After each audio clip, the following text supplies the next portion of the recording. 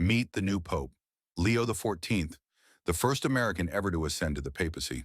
Formerly known as Cardinal Robert F. Prevost, this Chicago-born missionary spent decades serving in Peru. Now, as the 267th successor to Peter, he brings with him a voice shaped by mission fields and pastoral care rather than the politics of Rome. But who is Pope Leo XIV? What does he believe? And what kind of church does he hope to lead? Let's hear it in his own words.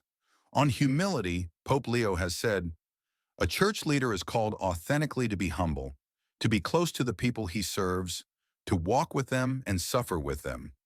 He speaks of leadership not in terms of power, but of presence, a shepherd who walks among his flock. When it comes to education and morality, especially in the formation of youth, he didn't shy away from controversy.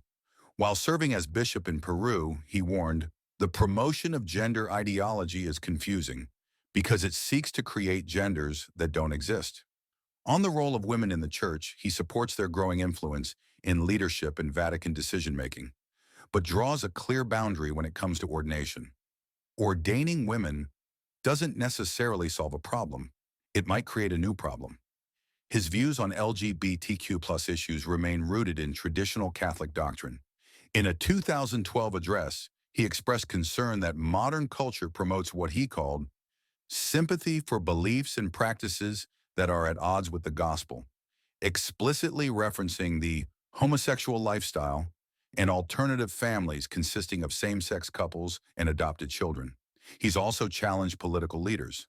During the Trump administration, then Cardinal Prevost reposted a bishop's plea in response to harsh immigration policies.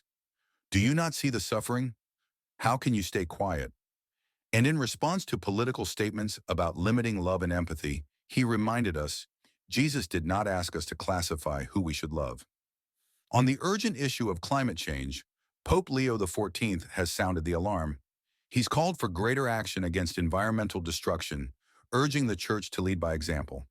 Humanity's dominion over nature shouldn't be tyrannical, he says, but a relationship of reciprocity.